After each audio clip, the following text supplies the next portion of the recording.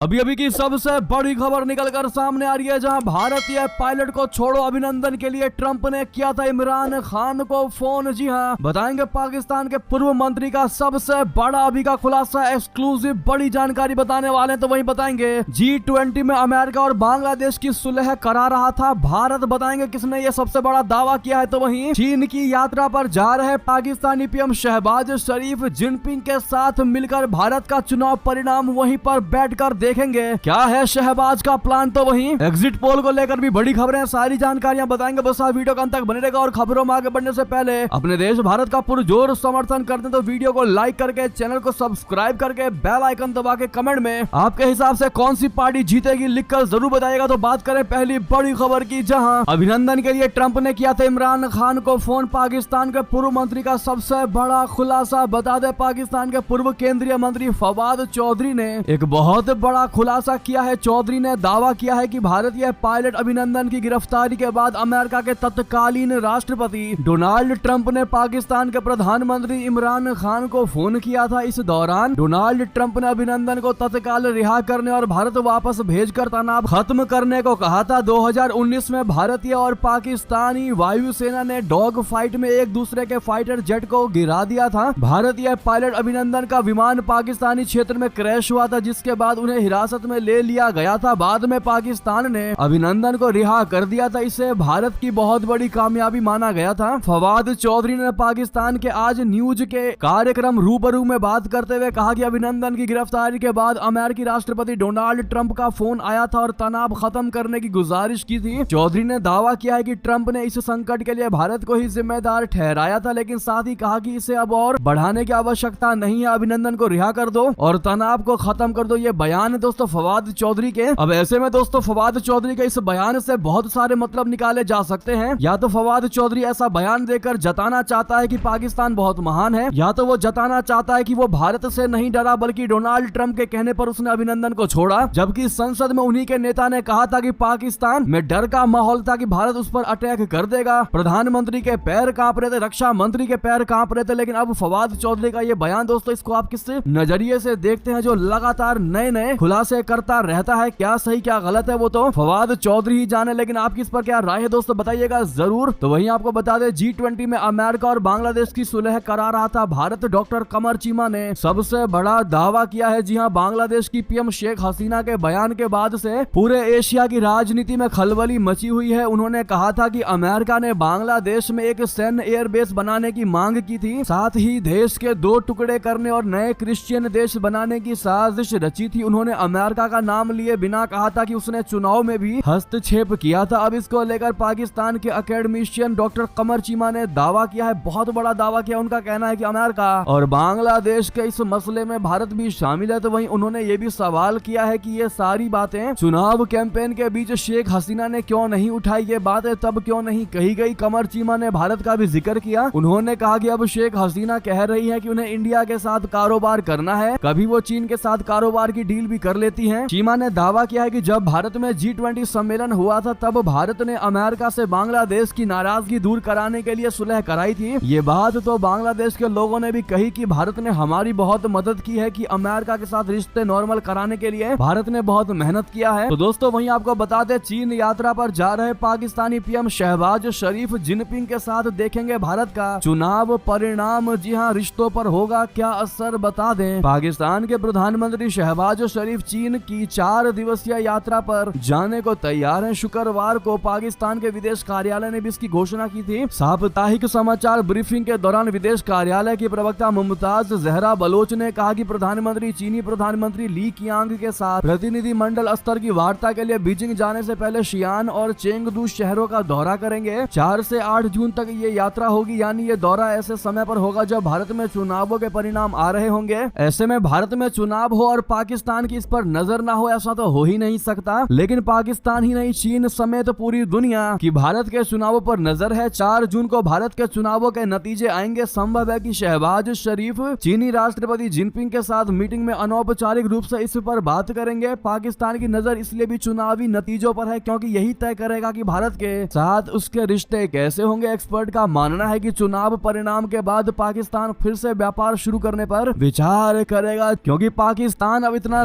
ज्यादा मजबूर हो चुका है कि वो भारत के आगे जरूर हाथ फैलाएगा ट्रेड करने के लिए, लेकिन अभी इंतजार कर रहा है। वो देखना चाहता है कि भारत में सरकार बदल जाए तो बहुत अच्छा होगा, तब तो वो व्यापार बड़े आसानी से कर पाएगा। लेकिन अगर मोदी सरकार ही आती है तो पाकिस्तान मजबूर होकर ही सही लेकिन व्यापार जरूर करेगा, क्योंकि जो उसके देश की स्थिति है वो वाकई में उसको घुटनों पर लाकर खड़ा कर रही है। जी हाँ दोस्तों, इस पर आपकी अब जो भी राय हो कमेंट में लिखकर अवश्य बताइएगा। शहबाज को आप लोग क्या जवाब देना चाहेंगे? क्या इंतजार करना शहबाज के लिए फायदे का सौदा होगा या फिर जैसा आज है वैसा 4 जून के बाद होगा? जो भी आपकी राय हो बताइएगा जरूर। तो वहीं आपको बता दें, कांग्रेसी नेताओं ने इजराइल के नेतन्याहू को कैपिटल में भाषण देने के लिए किया आमंत्रित। जी हाँ, कांग्रेसी के नेताओं ने इजराइल के प्रधानमंत्री बेंजामिन नेतन्याहू को कैपिटल में संबोधन देने के लिए आमंत्रण किया है, जो गाजा पर इजराइल के सैन्य हमले को लेकर बढ़ते राजनीतिक मतभेदों के बावजूद दीर्घकालिक सहयोगी के प्रति युद्धकालीन समर्थन को दर्शाता है। House speaker Mike Johnson Republican और सीनेट के बहुमत नेता चक शूमर डेमोक्रेट, साथ ही सीनेट रिपब्लिकन नेता मिच मैककोनेल और हाउस डेमोक्रेटिक नेता हकीम जेफरीस की ओर से निमंत्रण पर कुछ समय से काम चल रहा था। भाषण के लिए कोई भी तारीख अभी तक तय नहीं की गई है। नेताओं ने कहा है कि ये निमंत्रण इजराइल के साथ अमेरिका की एकजुटता को उजागर करने के लिए दिया गया था। जी हाँ, अमेरिका में नेतन्याहू का भाषण निश्चित रूप से चुनावी वर्ष के विभाजन को उजागर कर देगा, जहां बढ़ती संख्या में डेमोक्रेट दक्षिणपंथी प्रधानमंत्री से दूर हो गए हैं, जबकि रिपब्लिकन ने उन्हें अपना लिया है। तो वहीं बता दें, मालदीव के रवैये में बड़ा बदलाव, सिंगापुर में जाकर भारत की करने लगा तारीफ। जी हाँ, चीन परस्त मोहम्मद मुइज़ू के राष्ट्रपति बनने के बाद भारत और मालदीव के बीच शुरू हुआ तनाव अब कम होता नजर आ रहा है। मालदीव के रक्षा मंत्री मोहम्मद घासन ने भारत को पारंपरिक साझेदार बताया है। उन्होंने कहा कि माले लगातार दिल्ली के साथ संवाद बनाए रखा है। मोहम्मद घासन सिंगापुर के इंस्टीट्यूट ऑफ स्ट्रेटेजिक स्टडीज की तरफ से आयोजित शांग्री ला डायलॉग में बोल रहे थे। इस दौरान उन्होंने भारत और मालदीव के बीच इसी साल हुए रक्षा अभ्यास की जानकारी देकर नई दिल्ली के साथ अपनी दोस्ती का संकेत दिया। जी हाँ, सिंगापुर में आयोजित कार्यक्रम के दौरान मालदीव के रक्षा मंत्री ने चीन का भी नाम नहीं लिया। ऐसे में कयास ये लगाया जा रहा है कि उन्होंने अपने नए दोस्त का बचाव किया है। रक्षा मंत्री ने कहा कि मोहम्मद मुइज़ू अंतर्राष्ट्रीय सहयोग, खास तौर पर रक्षा सहयोग के दृढ़ समर्थक हैं। उन्होंने कहा कि नवंबर 2023 से सरकार में आने के बाद हमने अपने पारंपरिक दोस्त भारत और अमेरिका के साथ संवाद को लगातार जारी रखा है। इसी साल मालदीव ने भारत और श्रीलंका के साथ संयुक्त नौसैनिक अभ्यास भी पूरा किया। इसके अलावा अभी 4 दिन पहले ही हमने अमेरिका के साथ एक अभ्यास खत्म किया है। तो वहीं बता दें, पाकिस्तान ने जासूसी के आरोप में गिरफ्तार 2 भारतीयों के बारे में अहम जानकारी देने से कर दिया इनकार। जी हां, पाकिस्तान ने जासूसी के आरोप में गिरफ्तार किए गए 2 भारतीय नागरिकों को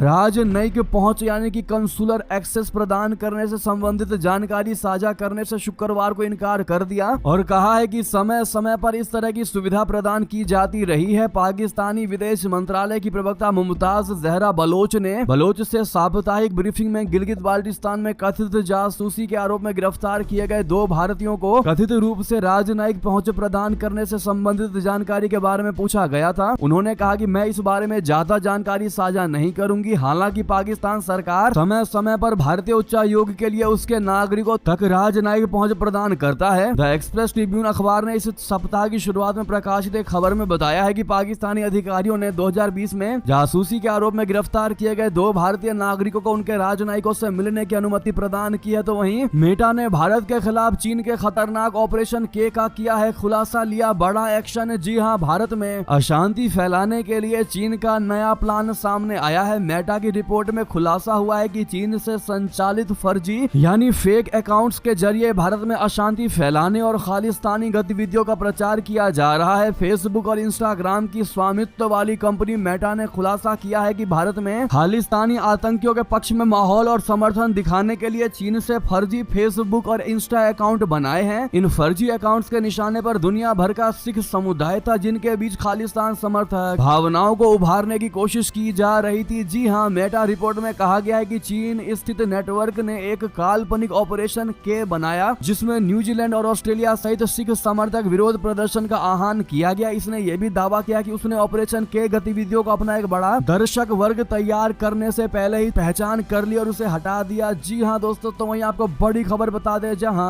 भारत ने रूसी तेल खरीदने में तोड़ डाले सारे रिकॉर्ड, सऊदी के अपमान को क्या नहीं भूली मोदी सरकार। बता दें, अमेरिका और पश्चिमी देशों के लाख ऐतराज के बाद भी भारत ने रूसी तेल खरीदने का सारा रिकॉर्ड तोड़ डाला है। जी हां, तेल टैंकर ट्रैकिंग डेटा और इंडस्ट्री इंडस्ट्री एक्सपर्ट के मुताबिक मई में भारत का रूसी तेल आयात 10 महीने के उच्चतम स्तर पर पहुंच गया है, क्योंकि यूक्रेनी ड्रोन हमलों की वजह से रशिया की तेल फैक्ट्री को नुकसान पहुंचा है और रशिया ज्यादा से ज्यादा तेल बेचने पर मजबूर हो गया है। डेटा से पता चलता है कि पिछले कुछ महीनों में भारत ने डिस्काउंट पर उपलब्ध रूसी तेल के आयात में भारी वृद्धि की है, जबकि भारत ने सऊदी अरबिया से तेल खरीदना काफी कम कर दिया है। लिहाजा अब ये सवाल उठ रहे हैं कि करीब 2.5 साल पहले सऊदी अरब ने भारत को जो आंख दिखाने की कोशिश की थी, क्या मोदी सरकार अभी भी उसे नहीं भूली है? जी हाँ दोस्तों, दूसरी तरफ सऊदी अरबिया जो एक वक्त भारत को तेल बेचने के मामले में दूसरे नंबर पर था, वो अब तीसरे नंबर पर आ गया है। भारत ने सऊदी अरबिया से तेल खरीदना काफी कम कर दिया है। तो वहीं भारत के इस एक्शन पर आपकी क्या राय है दोस्तों? कमेंट में लिखकर अवश्य बताइएगा। और कौन कौन मानता है कि जो होता है अच्छे के लिए होता है, बताना मत भूलिएगा। तो वहीं पाकिस्तान ने पीओके को विदेशी क्षेत्र मानकर अपने पैरों पर मार दी कुल्हाड़ी, गलती से ही मान लिया भारत का इलाका, भड़के अब पाकिस्तानी। जी हाँ, पाकिस्तान के पूर्व पीएम नवाज शरीफ ने हाल ही में माना था कि पाकिस्तान ने 1999 में भारत के साथ समझौता तोड़ा। अब पाकिस्तान ने माना है कि उसके कब्जे वाला जो कश्मीर यानी पीओके है, जिसको वो आजाद जम्मू कश्मीर बोले तो एजेके कहता है, वो एक विदेशी जमीन है। ये भारत के लिए अच्छी खबर है कि पाकिस्तान ये मान चुका है कि पीओके उसका हिस्सा है ही नहीं। पाकिस्तान के कई लोगों को इस घटना से हैरानी हुई है। पाकिस्तानी बौखला उठे हैं, भड़कते नजर आ रहे हैं। जिनको नहीं पता उनको बताते, इस्लामाबाद हाईकोर्ट में एक सरकारी वकील ने चौंकाने वाला दावा किया, जिसमें कहा कि पीओके एक विदेशी क्षेत्र, एक फॉरेन टेरिटरी है। पीओके से कवि और पत्रकार अहमद फरहद शाह के 2 सप्ताह से गायब होने को लेकर सुनवाई चल रही थी। बाद में पता चला कि वो पुलिस कस्टडी में है। जी हाँ दोस्तों, पाकिस्तानी पत्रकार हामिद मीर हाईकोर्ट में सरकार के इस बयान को लेकर भड़के हुए हैं। उन्होंने ट्वीट करके कहा कि पाकिस्तान एजेके को यानी आजाद जम्मू कश्मीर को बहुत नकारात्मक परिप्रेक्ष्य में पेश कर रहा है। उन्होंने इस्लामाबाद से एक कवि का अपहरण कर लिया, उनमें अपहरण को स्वीकार करने का नैतिक साहस नहीं है और अब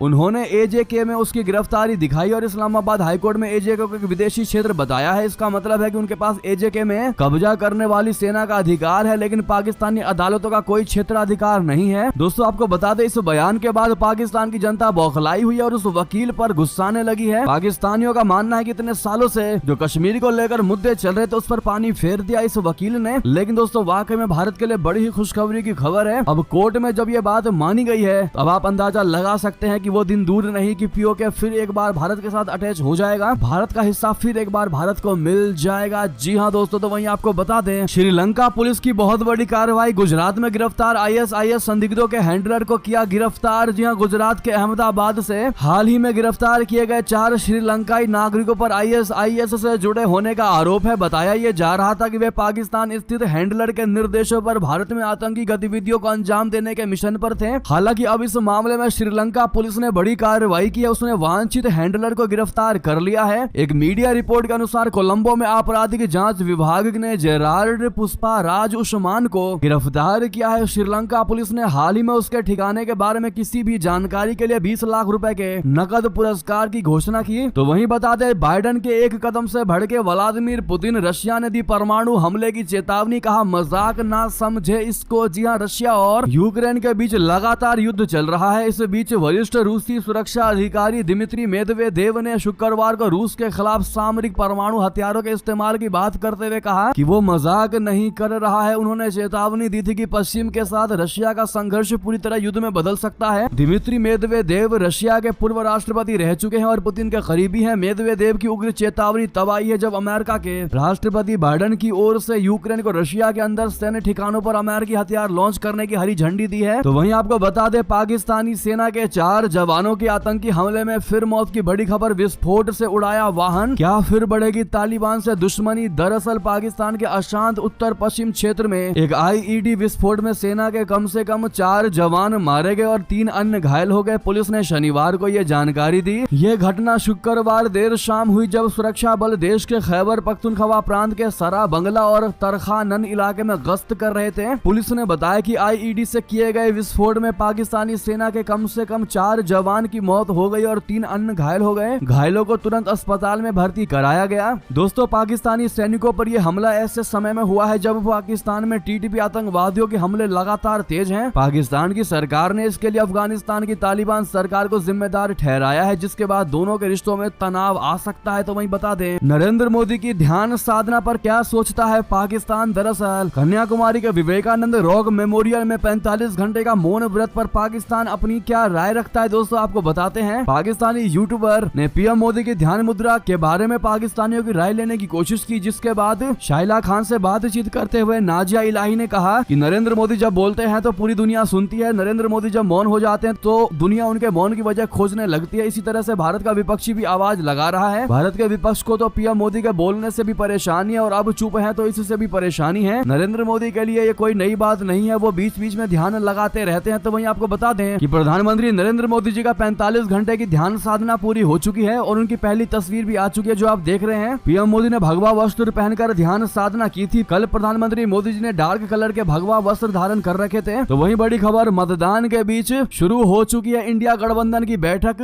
बड़े नेता हुए इसमें शामिल। जी हां, देश में आज आखिरी चरण के तहत मतदान संपन्न हो चुका है। तो वहीं आखिरी चरण के मतदान के बीच शनिवार को इंडिया गठबंधन के प्रमुख घटक दलों के नेताओं की एक बड़ी बैठक हुई। ये बैठक दिल्ली में कांग्रेस अध्यक्ष मल्लिकार्जुन खड़गे के आवास पर बुलाई गई है। बैठक में शामिल होने के लिए विभिन्न दलों के नेता दिल्ली पहुंच भी गए हैं। बता दें कि बैठक शनिवार शाम 3 बजे के बाद शुरू हुई। माना जा रहा है कि बैठक में इस बात पर चर्चा हो रही है कि चुनाव के बाद इंडी गठबंधन की क्या रणनीति होनी चाहिए। बैठक में कौन कौन से नेता शामिल हुए हैं दोस्तों, उनकी आप लिस्ट स्क्रीन पर देख पा रहे होंगे, जिसमें सोनिया गांधी, राहुल गांधी, केसी Venugopal, Akhilesh Yadav, Sharad Pawar, Jitendra Awhad, Arvind Kejriwal, Bhagwant Mann, Sanjay Singh, Raghav Chadha, TR Baalu DMK, Tejashwi Yadav, Sanjay Yadav, Champai Soren Jhamumo, Kalpana Soren Jhamumo, Farooq Abdullah, D Raja CPI, Sitaram Yechury CPIM, Anil Desai Shivsena, Dipankar Bhattacharya CPI, Mukesh Saini VIP. जी इसमें ममता बनर्जी शामिल नहीं हुई। तो वहीं उनके अलावा तमिलनाडु के मुख्यमंत्री एमके स्टालिन भी इंडिया गठबंधन की बैठक में अनुपस्थित दिखाई दिए। जी हाँ, तो वहीं आपको बता दें पश्चिम बंगाल में बड़ा बवाल, तालाब में फेंकी ईवीएम, 2 गुटों में हिंसक झड़प, बरामद हुआ बम। जी हाँ, देश में लोकसभा चुनाव के आखिरी चरण का मतदान चल रहा था। इसी बीच पश्चिम बंगाल से हिंसक झड़प की बड़ी खबर सामने आई। गुस्साई भीड़ ने पोलिंग बूथ पर जमकर हंगामा किया और फिर ईवीएम को तालाब में फेंक दिया। मौके पर तैनात सुरक्षा बलों के जवान भीड़ को शांत करने की कोशिश कर रहे हैं। भीड़ ने ईवीएम और वीवीपैट मशीन को पानी में फेंका। आरोप है कि कुछ दबंगों ने वोटरों को धमकाया, जिससे भीड़ आक्रोशित हो गई और उन्होंने ईवीएम और वीवीपैट मशीन को तालाब में फेंक दिया। ये घटना वोटिंग शुरू होते ही हुई है। पश्चिम बंगाल की 9 लोकसभा सीटों पर आज वोटिंग हो रही थी। दक्षिण 24 परगना के कुलताई में बूथ नंबर 40 और 41 की यह खबर है। तो वहीं 24 परगना के जादवपुर में स्थित भांगड़ इलाके में हिंसा हुई, जहां पर 2 गुटों के बीच मारपीट शुरू हुई और दोनों ने एक दूसरे पर लाठी डंडे चलाए। ये भी आरोप है कि यहाँ बम फोड़े गए, जिससे पूरे क्षेत्र में तनाव का माहौल है। पुलिस ने बम बरामद किया है। ऐसे में जहां निजी बातों पर, छोटी छोटी बातों पर बम जैसी चीजें फोड़ दी जाती है दोस्तों, अगर आप भी मानते हैं वाकई में बंगाल में जंगल राज खत्म होकर रहेगा तो अपनी राय अवश्य दीजिएगा। बहरहाल ये थी की सारी बड़ी खबरें। आपको हमारी खबर कैसी लगी, आशा करता हूँ बहुत अच्छी लगी होगी। थोड़ी भी अच्छी लगी है तो इस वीडियो को लाइक करके, चैनल को सब्सक्राइब करके, बेल आइकन दबा के कमेंट में जय हिंद कहना मत भूलिएगा। मिलता अगली बड़ी खबर में। बहुत बहुत धन्यवाद।